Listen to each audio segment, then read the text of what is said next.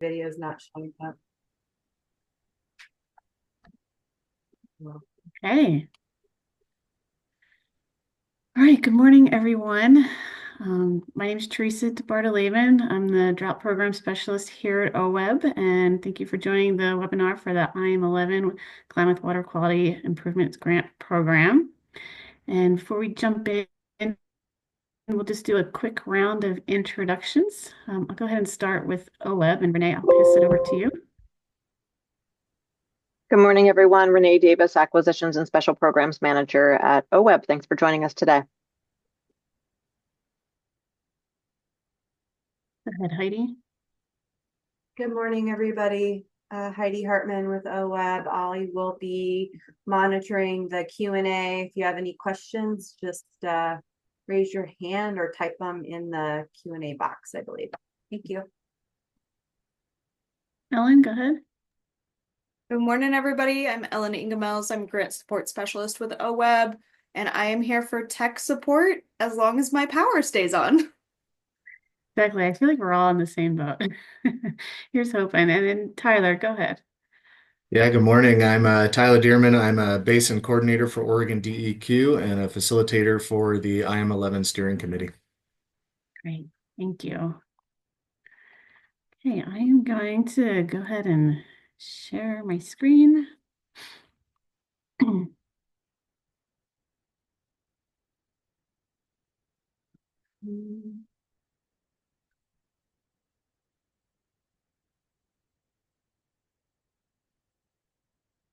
Let's switch my display. Okay, can you see my screen? We can. Thank you. Okay, so thanks again for joining our webinar. Today we'll go through the PowerPoint and we'll have a Q&A session at the end of the webinar. But please feel free to use the Q&A chat if you have any questions throughout the webinar. Any questions that are placed in the chat will be answered during the Q&A session at the end of the PowerPoint. And if you do have any project specific questions, you can always set up a time with me later on to go through those questions. If you wanted, and we can discuss it a little bit further in more detail versus through the webinar. Okay, so a history for the program. So in 2010, the original Klamath Hydroelectric Settlement Agreement, which was executed in February of 2010, intended there to be implementation of the interim measure 11 water quality improvements. And over time, in the next several years, there was a list of water quality improvement projects that were developed. In 2018, the settlement agreement was amended to include this specific list of projects that were developed by the Interim Measure Implementation Committee. That's the IMIC. And then in 2020, following the Klamath River Renewal Corporation's acceptance of the FERC surrender order, Pacific Corp provided funding for the implementation of this list of water quality improvement projects. And then shortly after, in 2023, the intergovernmental agreement between DEQ and OWEB was signed and a steering committee was formed. And the purpose of this agreement is to govern the operations of the steering committee as specified in the Klamath Hydroelectric Settlement Agreement. The steering committee is tasked with the oversight and implementation of projects to improve the water quality in the Klamath River.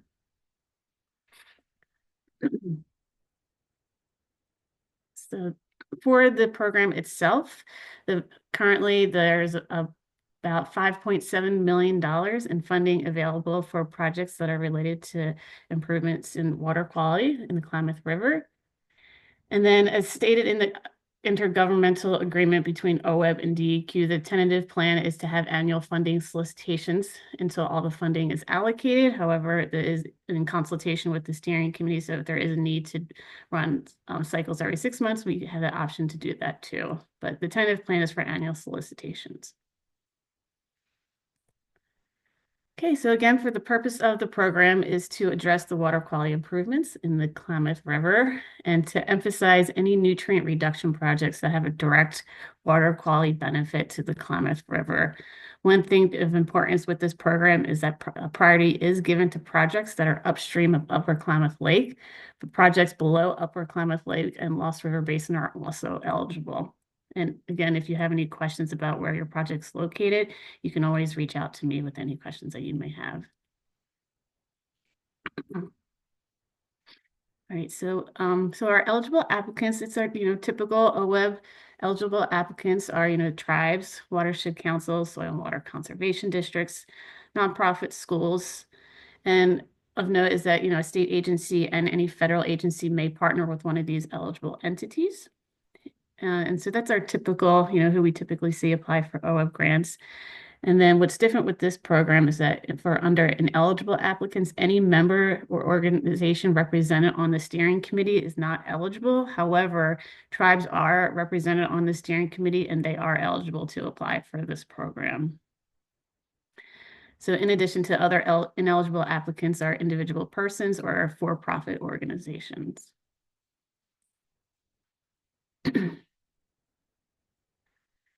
So we have two different grant type offerings. We have restoration and technical assistance. And under both of these offerings, we have project categories. And these project categories fall under both restoration and technical assistance.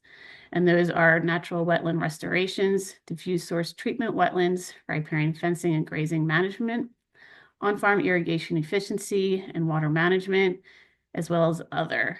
And so under on-farm irrigation efficiency and water management, some of the ineligible activities include large-scale irrigation modernization, such as canal piping and associated infrastructure, center pivot irrigation systems, canal lining, and off-farm piping of water conveyance systems. And just noting that on-farm piping of ditches is eligible if there's a water quality benefit that can be demonstrated.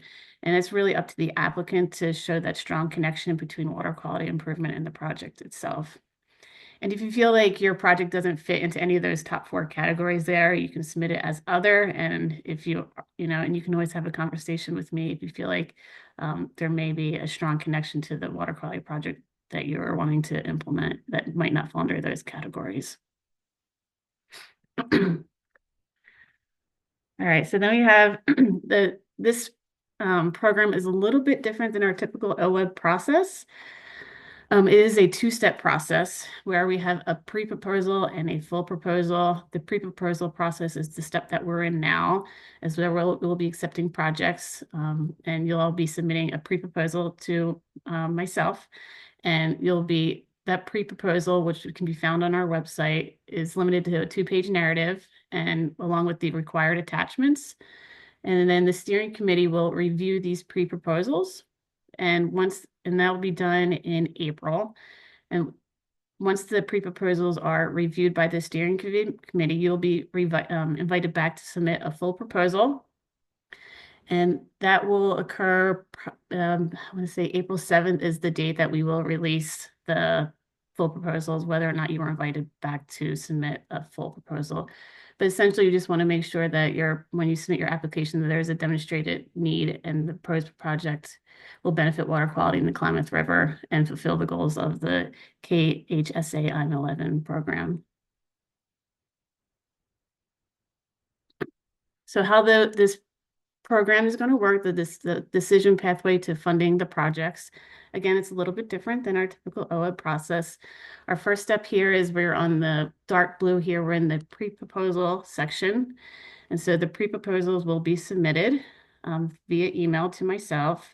The steering committee will review the pre-proposals, have a technical review meeting, and then provide recommendations to OWEB whether or not to invite that project back to submit a full application. Again, the application will then be submitted and reviewed again by the steering committee, and the steering committee will provide recommendations to fund the project or do not fund the project to OWEB staff. OWEB staff will take those recommendations and provide an evaluation to the applicant, and those recommendations there'll be a funding line provided whether or not if we get enough projects in that will meet that $5.7 million funding line. And then if that is needed, then a funding line will be created. And then the projects will be ranked based off of the funding line. And then those evaluations will eventually go to the OWEB director, and these are delegated awards and they're not board awarded. So these will go directly to the director of OWEB, and then a memo will be created. So then this is the evaluation criteria for the restoration projects, and we'll also go over the technical assistant projects as well. And so with each project, they're evaluated based off of these 5 categories here under technical soundness, watershed context, capacity of applicant, cost effectiveness, and proposal clarity. And so really with each project that's submitted, you want to hit on each one of these topics and hit the likelihood of success if you cover each portion of these top 5 categories here. And there are a few items that I do want to flag for under each category. Under watershed context with each project, you're really going to want to make sure that you're demonstrating the linkage between existing Klamath Basin plans, as well as demonstrating nutrient input reductions that will benefit the Klamath River, and really making that strong connection between the project and improved water quality within the Klamath River. And then here on the left side, you'll notice there's this gray box here, and the projects must provide expected benefits by demonstrating the clear need of how the project and the proposed activities will lead to water quality benefits, and then ultimately reducing nutrient inputs into the Klamath River. In addition, applicants are strongly encouraged to include effectiveness monitoring within each project, and there's $3,500 allowed for restoration grants under effectiveness monitoring. And what that may look like might be different for each project. So if you're doing some sort of water quality project monitoring, whether you'll be, taking water quality samples before the project's implemented, during the project, and after the project, it's really up to you all to decide what makes most sense in showing that effectiveness monitoring for the project. And so those were the items that I did want to flag for this slide here.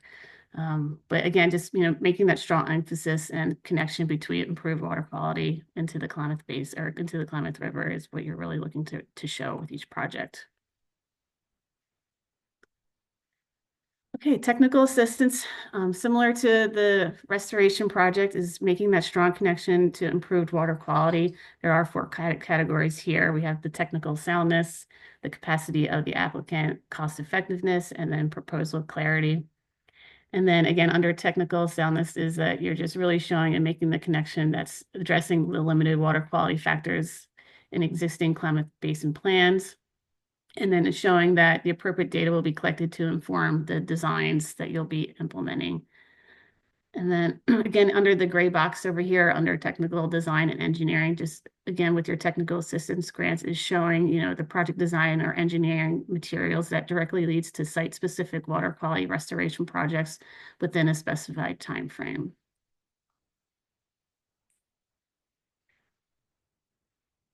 Okay, and so the reporting requirements for the program is similar to the regular OWEB grants. And so we'll have progress reporting. The progress reporting for this program is going to be every 6 months.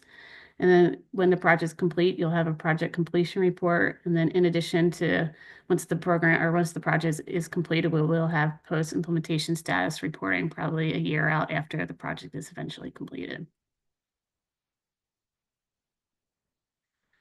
Okay, and so for the timeline for the project, so again, we're in that pre-proposal space right now. We open the pre-proposal cycle starting on February 3rd, and those projects, the pre-proposal projects, are going to be due March 3rd by 5 p.m.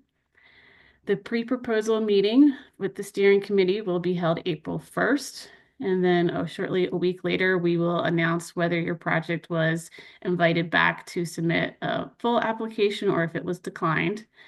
And then we will try to hold site visits between May and June. If your project was selected, we'll come out with the steering committee to hold a site visit for your project. And then the full proposals are going to be due on May 19th, again by 5 p.m. The steering committee will review those full proposals on June 16th, and then we'll have notifications out to the grantees if their project was funded or not, probably within 2 weeks of that meeting. Okay, and that was all that I had for the program itself. And I'm going to stop sharing my screen. And then I do want to check in with Renee and Tyler to see if you guys had anything else you wanted to add before we jump into the Q&A. I think you pretty much covered the main points there. Agreed, Teresa. So I'm happy to read off some of the questions that we received. And Heidi and I did put some information in as responses. So Mary had posed a question about the definition of diffuse source treatment wetland. So Heidi provided that. And thanks for the question, Mary. Heidi did reference that it's from the PacifiCorps document that outlined the priority list of projects. So definitely if you have additional questions about that project type, feel free to follow up with Teresa on that. Joe, thanks for flagging some of the specifics of your project. So again, you noted the interest in an offline conversation. So if you could check in with Teresa about the situation with the wastewater treatment plant, and we may loop Tyler in, given the permit nexus from the sounds of it on that. And then yeah, so I guess the third question was also from, or the third comment was also from Joe. And so thanks, Heidi, for providing Teresa's contact information. So folks, if others have questions that you'd like to add to the chat, I know a few people joined a little bit late, but feel free to pop those into the Q&A or feel free to follow up with Teresa separately. So we'll maybe hold Teresa for a minute or two and see if anyone else wants to add questions in the Q&A section. Yeah, absolutely. Or raise your hand if you don't want to type it all out, and we can allow you to talk. Thanks, Ellen.